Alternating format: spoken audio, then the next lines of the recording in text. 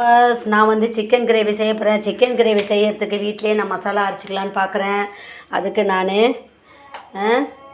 இந்த பட்டை லவங்கம் பாக்கெட்டு அதில் இருக்கிறது கொஞ்சோண்டு பட்டை லவங்கம், அடுத்தது காஞ்ச மிளகா, சீரகம், மிளகு, தனியா, சோம்பு இவ்வளோத்தையும் போட்டு நான் ஃப்ரை பண்ணிக்கிறேன். சிம்மில் வச்சே ஃப்ரை பண்ணுவோம்.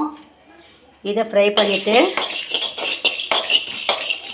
இதோட இதை கொஞ்சம் சிம்மில் வச்சு நம்ம ஃப்ரை பண்ணிப்போம். ஃப்ரை பண்ணிவிட்டு இதோட இஞ்சி பூண்டு, தக்காளி, சாம்பார் வெங்காயம், பச்சை மிளகா எல்லாத்தையும் நல்லா அரைச்சிப்போம். 1 கிலோ சிக்கன் அதனால் 4 தக்காளி எடுத்துக்கிறேன். நான் இப்போ இதில் சாம்பார் வெங்காயம், கருவேப்பிலை, தக்காளி, பச்சை மிளகாலாம் போட்டிருக்கேன். அதோட காஞ்ச மிளகா, தனியா, மிளகு, சீரகம், இஞ்சி பூண்டு, சோம்பு, பட்டை லவங்கம் எல்லாம் போட்டு நான் அரைச்சிக்கிறேன். இப்போ இதை நம்ம ஒரு மிக்ஸி ஜாரில் போட்டு அரைச்சிட்டு அதுக்குள்ளே வெங்காயத்தை இது நல்லா அரைச்சிட்டு வந்து நல்லா நைஸ் பதத்துக்கு அரைச்சிப்போம். நான் வந்து குக்கர் அடுப்பில் வச்சுருக்கேன், வெங்காயம் நறுக்கி வச்சுருக்கேன். அதுக்குள்ளே இந்த சிக்கனை கழுவிட்டு வந்துடும். குக்கர் சூடாகிறதுக்கு முன்னாடி சிக்கனை நல்லா மஞ்சத்தூள்லாம் போட்டு நல்லா வாஷ் பண்ணிக்கலாம்னு நினைக்கிறேன். எண்ணெய் சூடாயிடுச்சு. சோம்பு போட்டுக்கிட்டேன், வெங்காயம் போட்டுக்கிறேன். முழு வெங்காயம் 1 போட்டிருக்கேன். கல் உப்பு போட்டுப்போம். இப்போ நான் கொஞ்சம் தான் போட்டுக்கிறேன், அதுக்கப்புறமா கொஞ்சம் போட்டுக்கலாம். நல்லா வெங்காயத்தை வதக்கிப்போம். இப்போ நான் மிக்ஸி ஜாரில் அரைச்சி வச்சுருக்கேன் பார்த்தீங்களா, அந்த கலவையும் இதில் போட்டுக்கிறேன். நல்லா மிக்ஸ் பண்ணி விட்டுப்போம். எண்ணெயிலே வதங்கட்டும், பச்சை வாசனை போட்டோம். கொஞ்சமாக மஞ்சத்தூள் போட்டுக்கிடலாம். ஏன்னா நான் வீட்டிலே மசாலா அரைச்சனால மஞ்சத்தூள் நான் சேர்க்கல, அதனால் நான் மஞ்சத்தூள் போட்டுக்கிறேன். இதோட நான் சிக்கன் 65 மசாலா தூள் கொஞ்சம் போட்டுக்கிறேன்.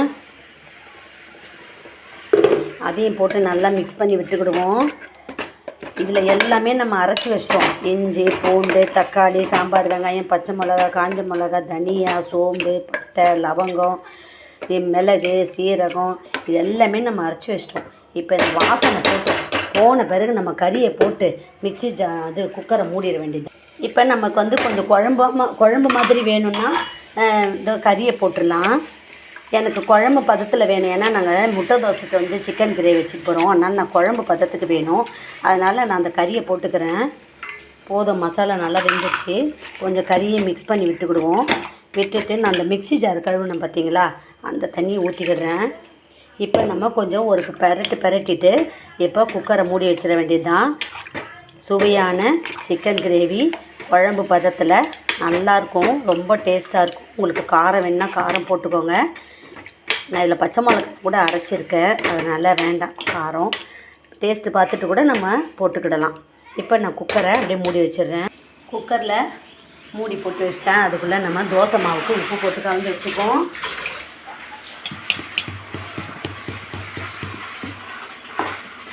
இப்போ நம்ம தோசை செய்திடலாமா?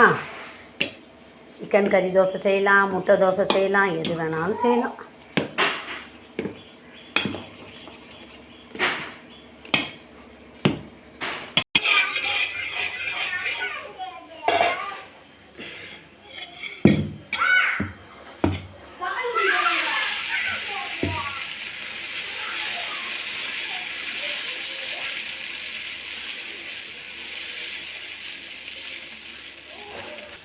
நான் வந்து நாட்டுக்கோழி முட்டை தோசை தான் செய்ய போகிறேன்.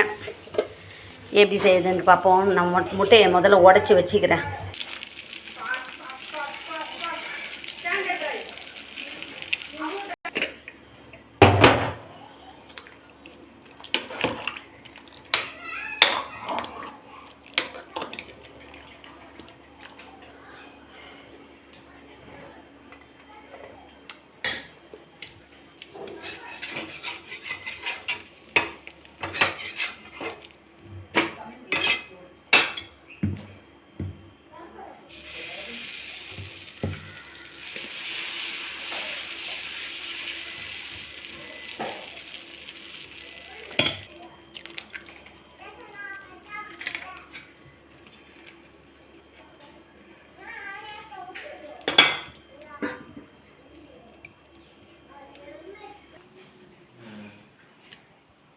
நான் நல்லா தண்ணி பதத்துக்கே செய்யிட்டேன் சிக்கன் கிரேவி முட்டை தோசைக்கு.